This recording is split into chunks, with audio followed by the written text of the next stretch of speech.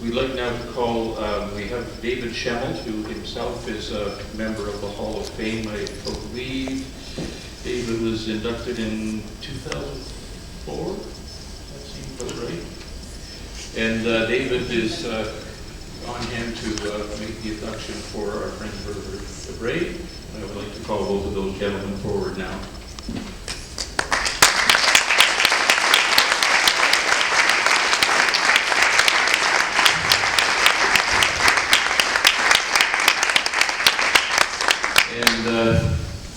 At the same time, we will direct your attention once again to the screen for the video presentation of summarizing Herbert's career. Herbert DeBray was born August 8, 1946 in Linz, a city straddling both sides of the Danube River in Austria. When he was 6 years old, Herbert and family emigrated to Canada. Herb's Aquatic Foundation and love for all four aquatic disciplines originated in a 4-lane, 20-yard swimming pool at the Montreal Amateur Athletic Association.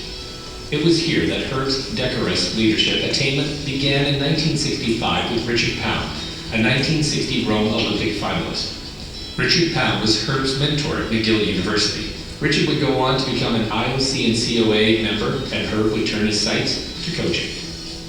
In 1970, Herb shifted to full-time coaching, accepting a position at Montreal Amateur Athletic Association. In 1972, Herb left Montreal for Toronto. He went to work at a new 6-lane, 25-meter pool at the Grand Club, located at its brand new venue on Bayview Avenue.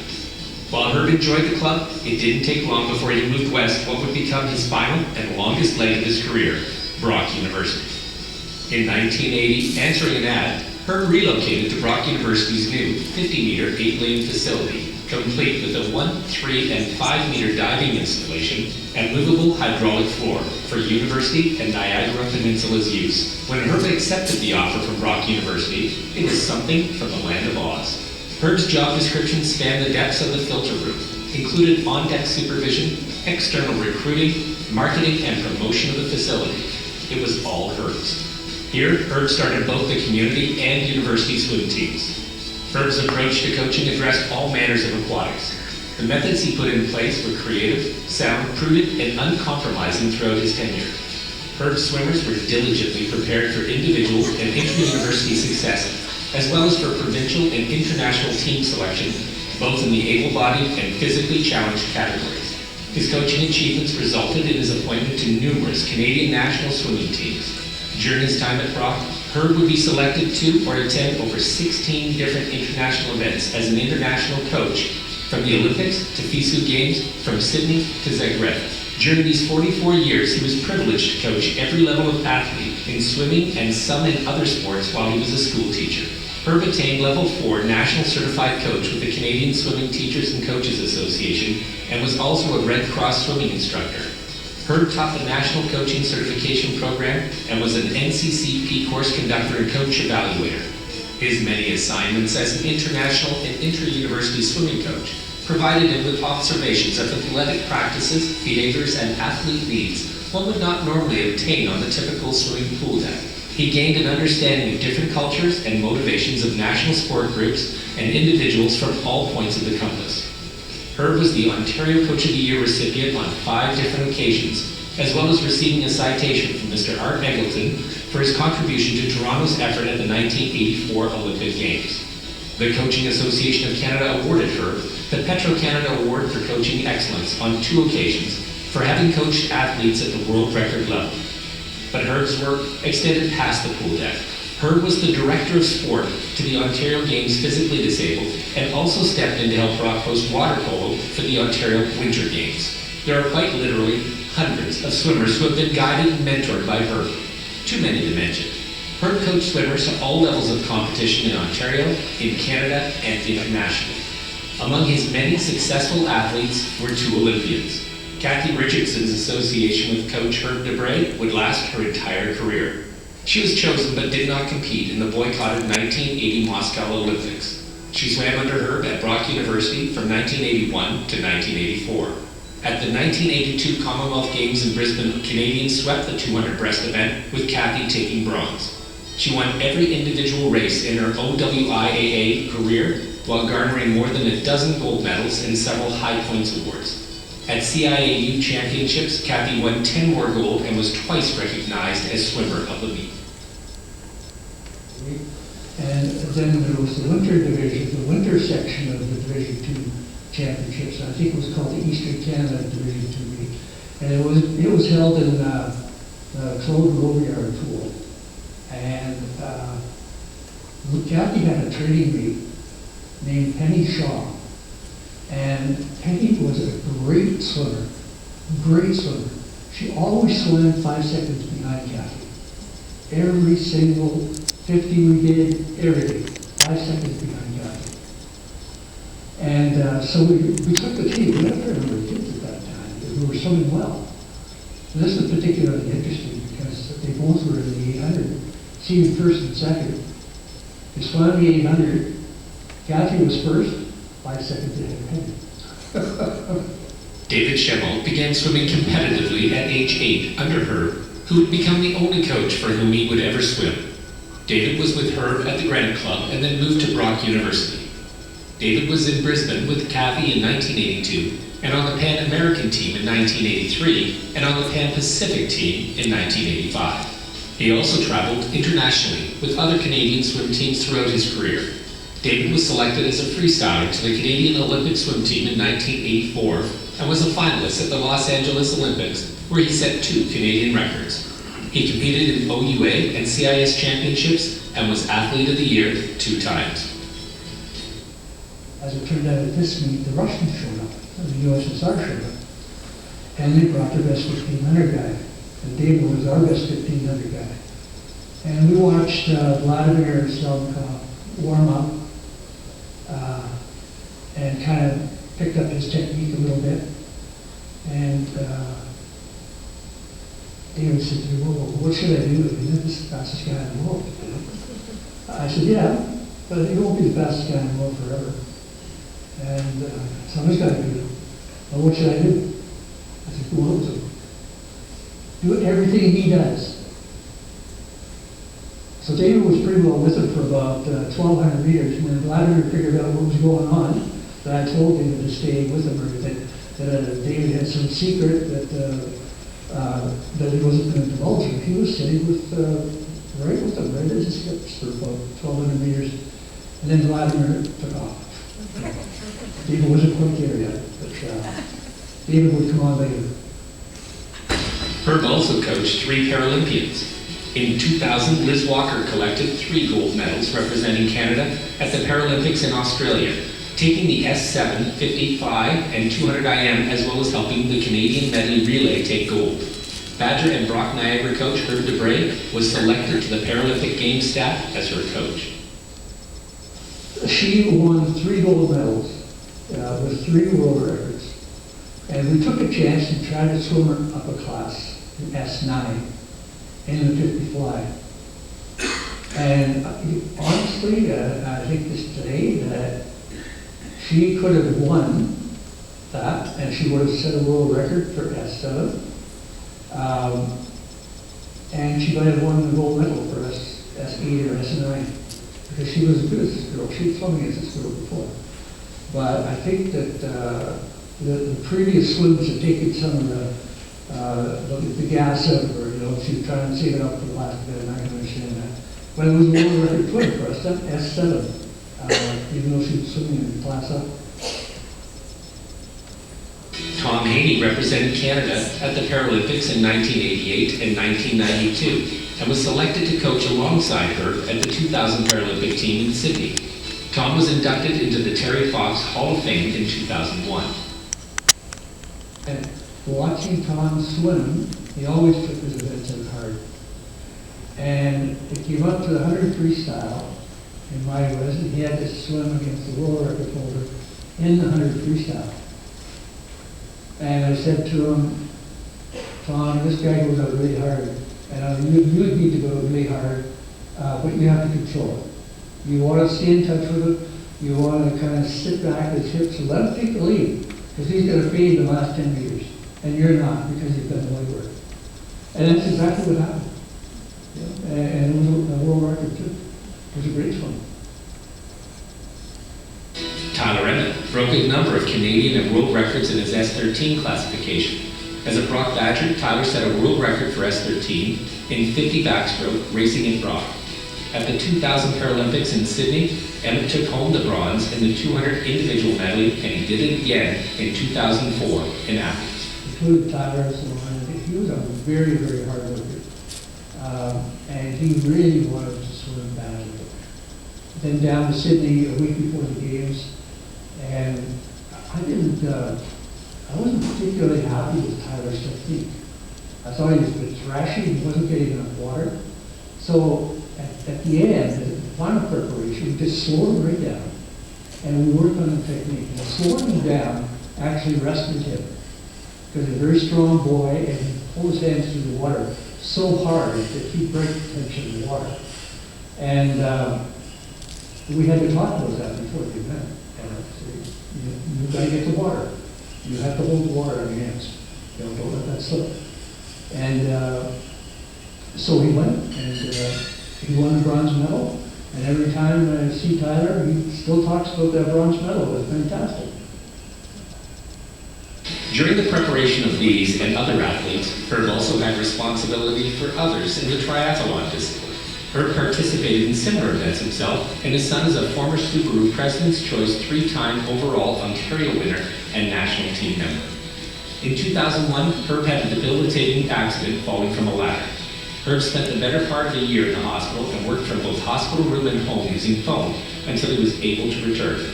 Herb stayed with the Brock Badgers and Brock Aquatics until 2006, when he formally retired from coaching at Brock Badgers. He retired as the aquatics director in 2010, but Herb wasn't done. He coached randomly at Ancaster, Hillfield College, Burlington Swim Club, and Ridley College until 2014, when he hung up the whistle, stopwatch, and Speedo for good. In 2015, he could be found on deck in pools in the area and especially at Brock. That adds up to a 50-year career in the swimming world. Since leaving the deck, Herb enjoys his time with wife Mary and watching the grandchildren grow and writing poetry. He has been writing since 2006 and is a member of the Canadian Authors Association, Niagara Branch. My career revolved around teaching kids and adults to swim, and the spin-off was that the better kids in particular who were interested in competitive swimming stuck with me, and I trained them. And we slowly, gradually came into training program and so on. With them, built them up and so on, but I was still teaching. I still had classes to teach, Red Cross classes at the M&A and at the Grant Club. And I kept on going with that stuff, but I was pretty immersed in aquatics. The Ontario Aquatic Hall of Fame is proud to induct Herb DeBray as a builder.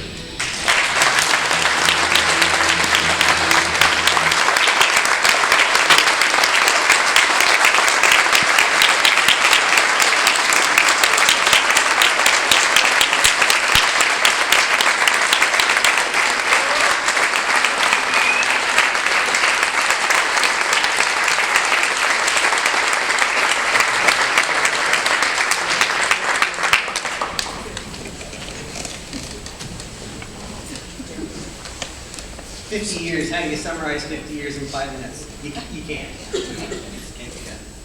But I'm going to take a stab at it anyways. My name's David Schemmelt.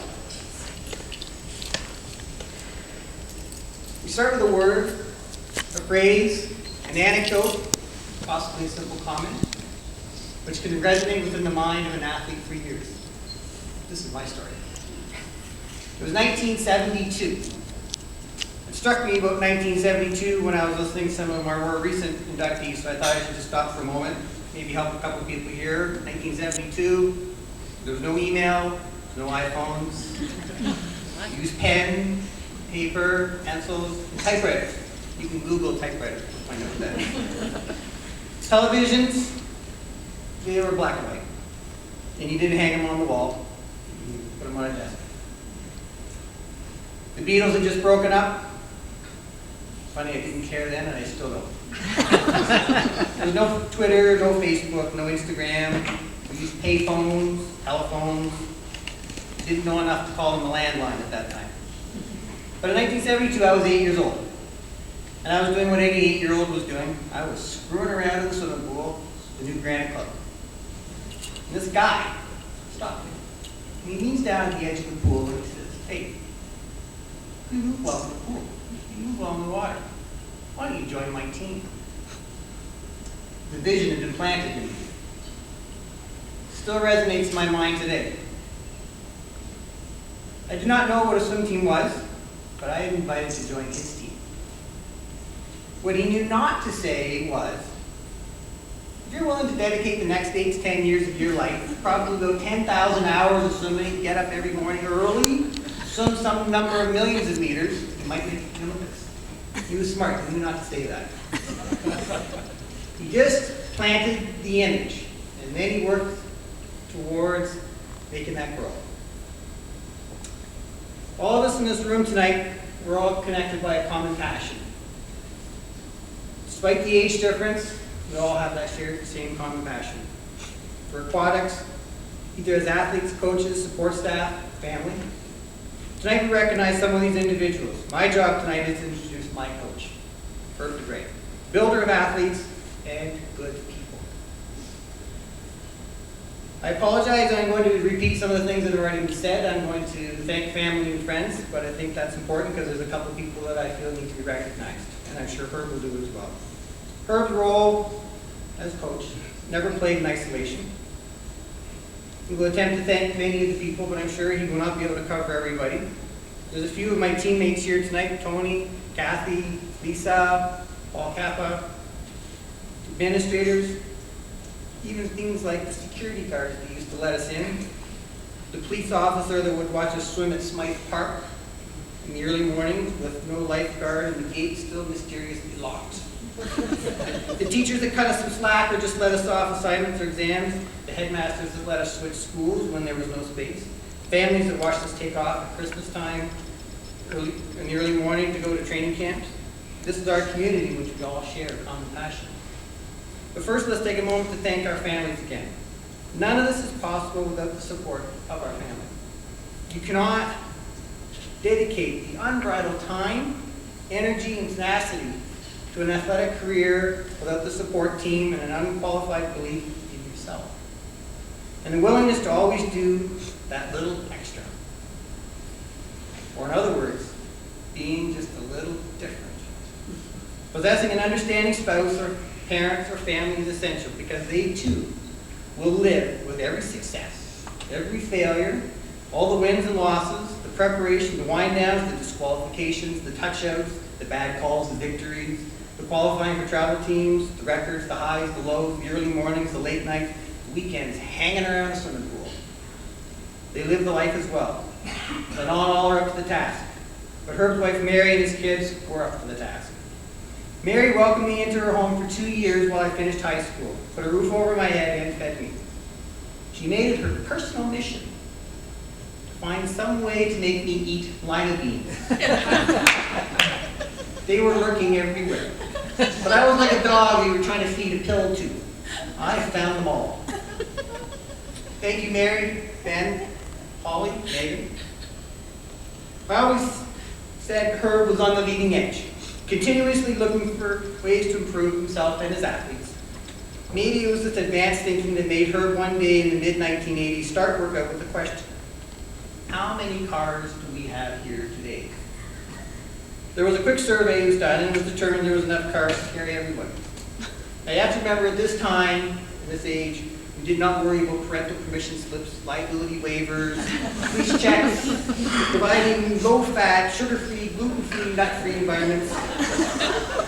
So what did Herb do? He canceled swim practice in favor of going for ice cream. And I want to tell you that I spent the next 10 years going to every single practice hoping that this was going to be the one that ice cream again. He was not afraid to ruffle some feathers and try something new. He introduced us to early morning swim practice at the Granite Club. First, he had to sell the idea to management, security, swimmers, and parents. Out of the blue, he'd say, we need to race against the Europeans. And off we go to Europe. Renting a car, driving the Autobahn, training at a Canadian military base, and never getting lost. Then he'd say, we need 50-meter training. And he'd pick up Kathy and I at school at noon hour, drive us to the Olympium so we could get a main set in, take us back and dump us at school. We need to run a marathon, he'd say.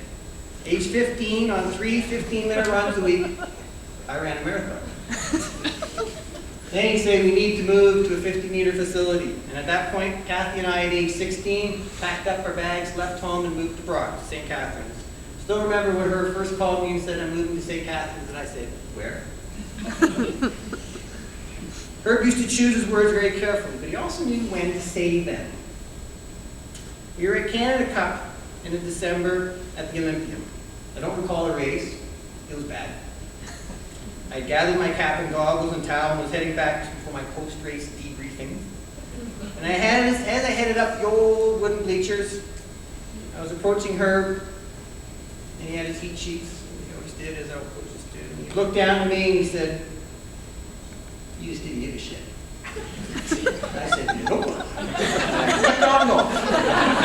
And we never spoke of that race again. Specificity of training just rolls off your tongue. Particular favorite of hers. He would say that you're not going to do anything in a race that you have not done in swim practice. However, anything that you've been practicing in swim practice, you're going to do in the race.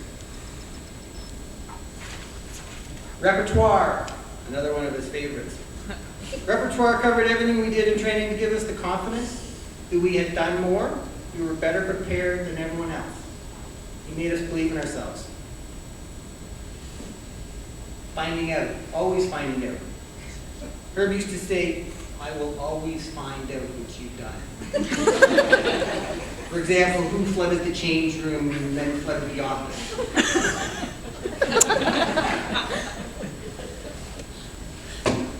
Jelly beans. Small bean-shaped candy with soft candy shells and thick gel interiors. Primary ingredient, sugar. Do you want to see what motivates a group of kids to swim 2 practices a day and to keep track of what they've done? Let me put this into perspective. If you swam 10,000 meters, you got 1 jelly bean.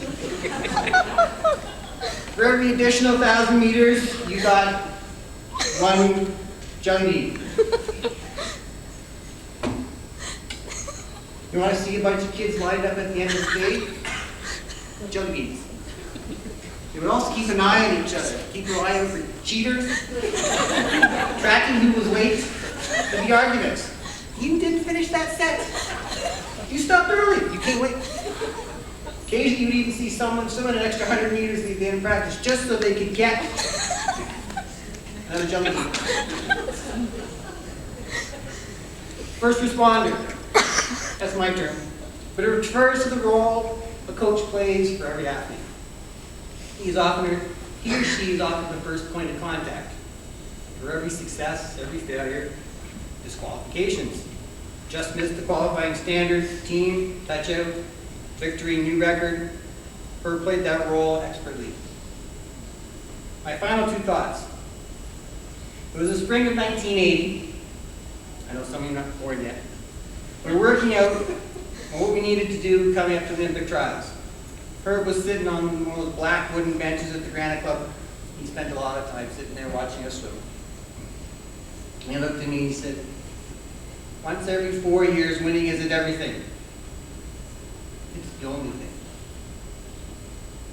And it occurred to me that he's right. It's correct. My last thought, I got this quote. I know Herb loves quotes. It's not how far you've traveled, it is what you've brought back. Please join me in congratulating my coach and my friend, Herb DeGray, as we induct him into the Ontario Aquatics Hall of Fame.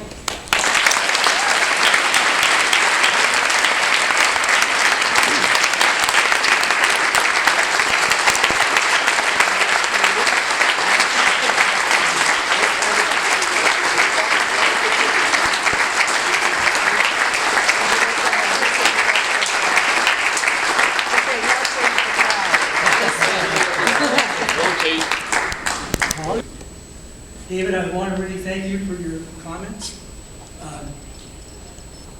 Pretty well all true. To the two other inductees today, congratulations. You men are fabulous.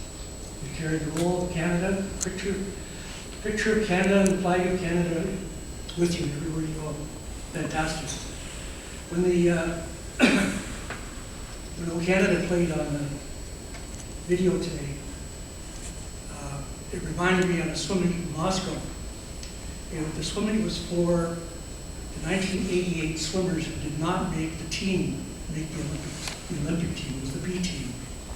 And we were to have a dual meet with the, I don't know what they were then, Russians, Soviets, whatever, in the old Olympic pool that was never used for Olympic Games. But as it turned out, we won every event.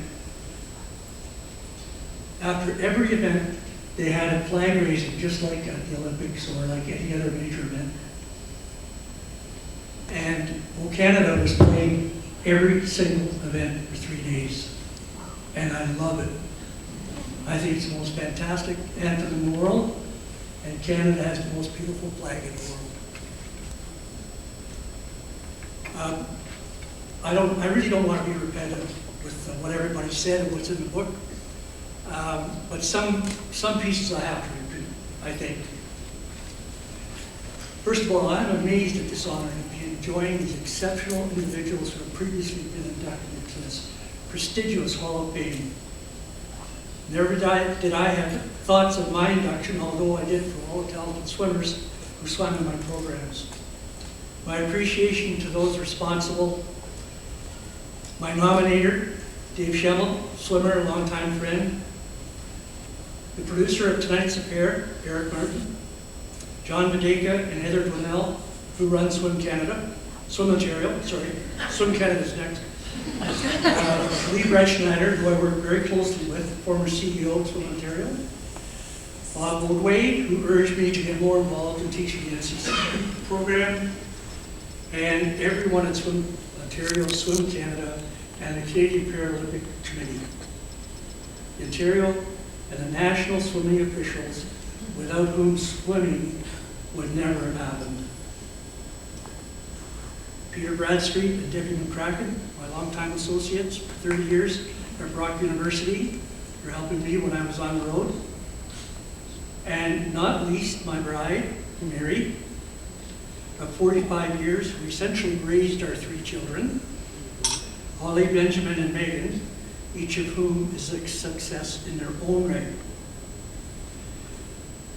It's been an incredible journey that has had its challenges, disappointments, yet has been largely satisfying. In 1965, the facilitator for my initial instructor certification in Montreal was Dick Pound, as was said, the 1960 Olympic finalist and highly respected member of the COC and IOC. In 1972, Dick also gave my farewell speech at the MAA after I had accepted the aquatic position at the Grand Club in Toronto. I coached hundreds of swimmers, and I believe that most benefited in some way. I value that some of my swimmers from Montreal, Granite Club, Brock University still connect with me. Lee Breschneider kept me on the move, conducting innumerable NCCP courses and performing many level 3 evaluations. Some of my coaching skills and technique were learned from the swimmers and the coaches I worked with and the coaches I talked with. And I have to go back to the swimmers. In my view, if you watch your swimmers closely, you'll learn. You don't have any choice. They do some amazing things that you may not be able to video, you can see in your mind's eye, and you can try to explain it to them. Certification as a level 4 or 5 candidate was a demanding test and only took me 13 years to attain. It challenged the attention span to stay with a course facilitator after 4 to 6 days of active coaching at major national meets or trials. My swimmers and I had our ups and downs. The boycott of the 1980 Olympics was a huge letdown, My first two Olympians, Kathy Richardson and David Schemmel from the Granite Club, had made that team. On the upside, in 2000, Liz Walker broke 3 world records and won 3 gold medals in Sydney. Having swimmers missing qualifying times for position and unable to advance to the next event, or my being unable to reverse a disqualification, was distressing. It's a demanding sport.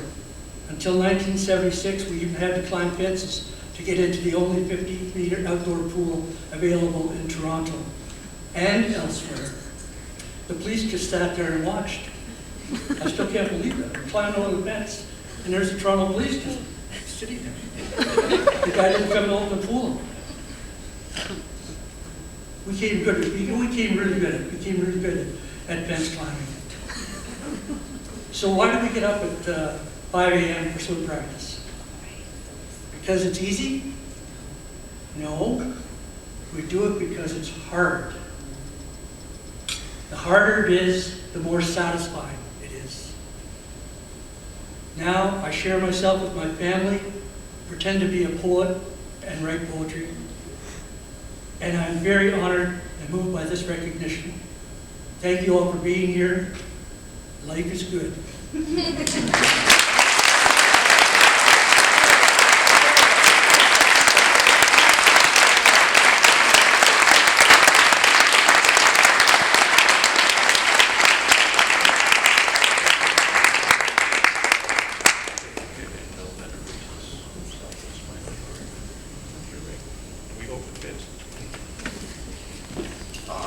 Mr. Shambles, your beans. Later. Congratulations, Herb. Just before we wrap up, we have a custom following our inductions, which I think has been going as long as the hall has been going, where we ask one of our inducted members to extend a word of welcome to our 3 new inductees, and it's my privilege and pleasure to call on Lisa Flood, who is also one of our Hall of Fame board members, so she's serving in a dual capacity to extend a welcome to our new members. Lisa?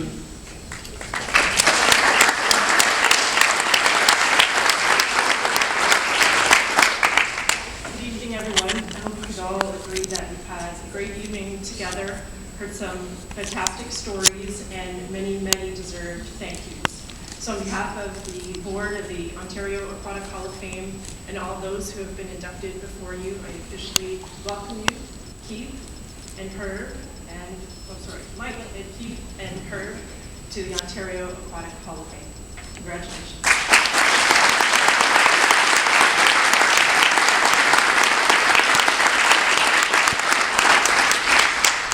And yes, I can confirm Lisa has taken her brevity lessons from the president. By way of wrapping up, first item of business, congratulations once again to our inductees.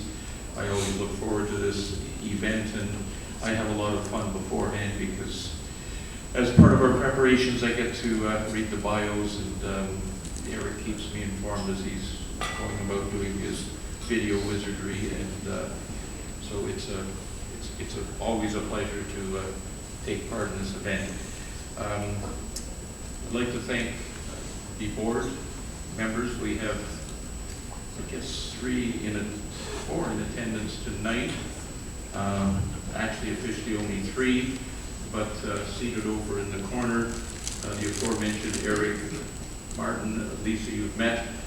Most of you will know Ann Ottenbright, another member of the hall who's seated to Lisa's right. And Heather Dwinell, who unfortunately has found it necessary to step down from the board after many years of service. And if you know Heather at all, she applies the same amount of energy to that as she does to her day job, which is considerable. So Heather, thank you for all of your years of